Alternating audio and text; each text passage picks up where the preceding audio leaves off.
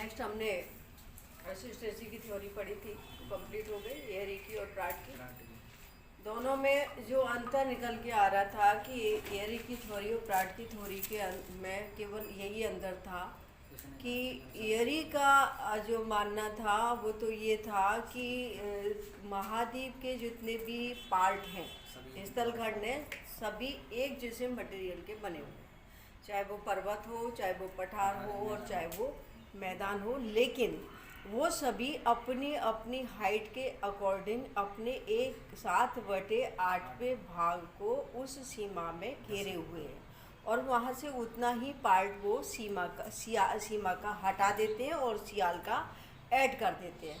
तो इस तरह से जा कर के वहाँ पर एक संतुलन की स्थिति क्रिएट हो जाती है। जो जितना ऊंचा है वो उतना ही अधिक पार्ट अपना सियाल का उसमें सबमिट कर देता है। लेकिन एयरी का मानना प्राट का जो मानना था, प्राट का ये था कि हमारे स्थलखंड के ऊपर जितनी भी टोपोग्राफी बनी है वो सारी टोपोग्राफी अलग अलग मटेरियल से बनी है। जो भाग जितना ऊंचा है वो उतने ही लाइट डेंसिटी वाले पदार्थ से बना हुआ है और जो भाग जितना नीचा है वो उतने ही हाई डेंसिटी वाले पदार्थ से बना हुआ है। और ये सभी जो टोपोग्राफी है वो एक कंपनसेशन लाइन पर सब बराबर समान गहराई पर है, कोई भी अपनी ऊंचाई के अकॉर्डिंग नीचे दबा हुआ नहीं है। तो ये एयरी का प्राट था और या एयरी का था और प्राट का था, दोनों में हमने कंपैरिजन कर लिया। और अगर हम बेटर बात करें कि इसमें से कौन सा सिद्धांत ज़्यादा सूटेबल है, तो वो सिद्धांत हमें उपयोगिता की दृष्टि से देखिए तो प्रकृति में ऐसी चीज़ कोई पॉसिबल नहीं है कि पृथ्वी का कोई पार्ट किसी और मटेरियल से बने, कोई पार्ट किसी और मटेरियल से बने। हमारी भूपृष्ठ के ऊपर जितनी भी टोपोग्राफी है उन सब का मटेरियल सेम एक जैसा है, सेम डेंसिटी वाला है। तो इस हिसाब से अगर हम देखें तो एयरी की हाइपोथेसिस अपने आप में सही है, तर्कसंगत है। नेक्स्ट आज हम बात करते हैं वेदरिंग की। वेदरिंग का मतलब होता है अक्ष। एक्चुअली में क्या होता है कि हमारे अर्थ सरफेस अलग है। एक्चुअली में क्या होता है कि अपक्षय की क्रिया हम उस क्रिया को कहते हैं जिसके अंतर्गत किसी भी मौसमी दशाओं से हमारी जो टोपोग्राफी है, चाहे वो प्रायद्वीप, चाहे वो आपका पर्वतीय क्षेत्र हो, चाहे आपका पठारी क्षेत्र हो या फिर मैदानी हो, तो हर चीज़ में मौसमी दशाएं एक अपना अलग ही भूमिका निभाती है। और इस मौसमी दशाओं के कारण, अब मौसमी दशाओं में एक्चुअली में फैक्टर क्या आते हैं, आपके जलवायु के क्लाइमेट फैक्टर आते हैं, टेम्परेचर है, आर्द्रता है, रेनफॉल है, पाला है, तुषार है, ये सारी हवाएं हैं, विंड्स हैं, ये सारी की सारी जो हमारी क्लाइमेटिक कंडीशन होती हैं, ये क्लाइमेटिक कंडीशन हमारी टोपोग्राफी के किसी न किसी पार्ट को अपक्षयित करती है। ठीक है ना।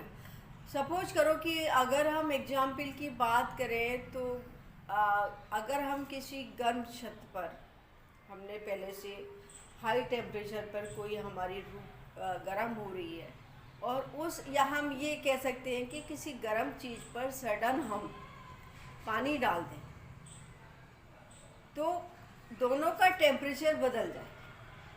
वो हाई टेम्परेचर पे, हीट पे अगर हम किसी चीज़ को गर्म करेंगे, वापस उस पर लो टेम्परेचर का पानी डाल देंगे तो नेचुरली जो गर्म टेम्परेचर होगा उससे हमारे रॉक्स के अंदर जो कण हैं वो क्या होगा, फैलाव होगा, उनमें विस्तार होगा और वो कण फैलकर ज़्यादा एरिया को कवर करेंगे। सडन हमने उस पर ठंडा पानी डाल दिया तो उस स्थिति में क्या होगा कि जो कण थे वो तुरंत एक्टिव हो जाएंगे और वो संकुचन की क्रिया करने लगेंगे, संकुचित होने लगेंगे।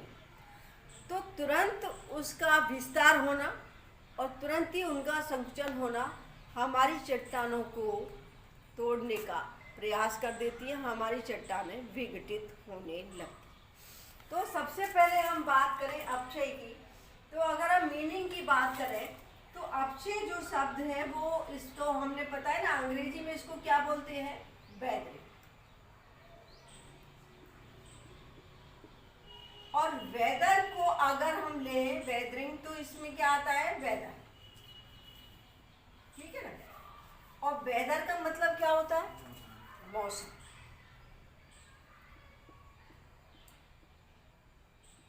और मौसम का जो निर्माण होता है वो क्लाइमेटिक फैक्टर होते हैं। उसमें आपका आ जाता है तापमान, आ जाता है वर्षा, आ जाती है आर्द्रता, आ जाती है, और जो भी एक्स्ट्रा और भी चीज़ होती है। तो यहाँ पर हम अगर बात करें तो टेम्परेचर और वर्षा, ये दोनों हमारे वेदरिंग की क्रिया में सबसे बड़ी भूमिका निभाते हैं। टेम्परेचर हमारी रॉक्स को गर्म करती है और रॉक्स को गर्म करके उसके चट्टानों को फैलाव की क्रिया के उपयोग में आती है।